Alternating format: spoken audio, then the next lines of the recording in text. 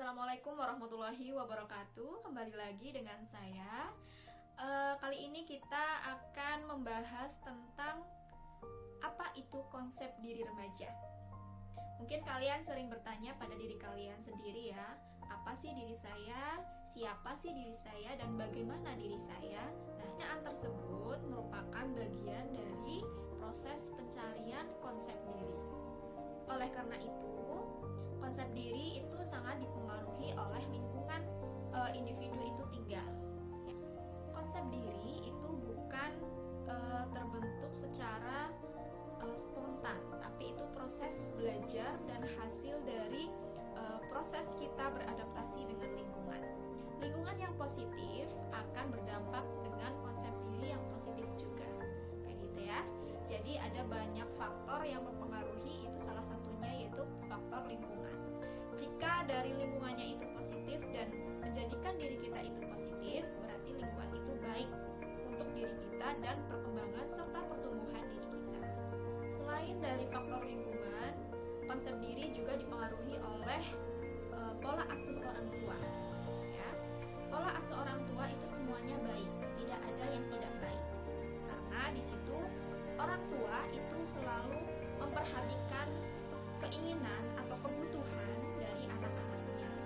Ya, di sini ibu tidak menyebutkan konsep pola asuh yang tidak baik ya, karena semua orang tua itu baik kepada anak-anaknya.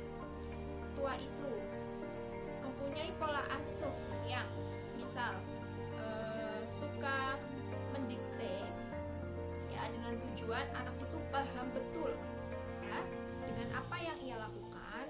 Pastinya itu berpengaruh juga dengan konsep diri anaknya yang suka mendikte seperti itu.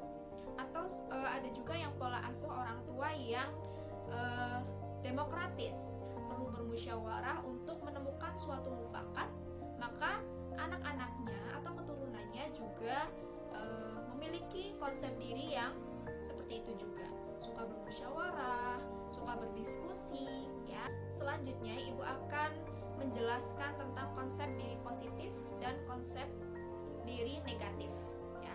Apa itu konsep diri positif? Konsep diri positif yaitu konsep diri yang menganggap dirinya itu berharga, menganggap dirinya itu mampu untuk menyelesaikan suatu masalah ataupun suatu problem. Dan konsep diri yang negatif itu kita merasa sudahlah, menyerah saja, atau sudahlah, ikuti saja alurnya. Nah, itu konsep diri yang negatif. Karakteristik yang mempunyai konsep diri positif yang pertama itu mampu menyelesaikan masalah. Yang kedua, merasa setara dengan orang lain. Yang ketiga, menerima pujian tanpa rasa malu. Dan yang terakhir, merasa mampu untuk memperbaiki diri. Sedangkan untuk karakteristik konsep diri yang negatif yang pertama itu kurangnya kemampuan untuk menerima kritik. Maksudnya di sini yaitu kita terlalu peka terhadap kritikan. Walaupun kritikan itu yang biasa-biasa aja atau yang tidak membangun diri kita, kita kayak merasa baper gitu. Karakteristik yang kedua yaitu merasa dirinya itu dibenci oleh orang lain, selalu tidak disukai oleh orang lain. Nah, itu perasaan yang merupakan karakteristik dari konsep diri yang negatif.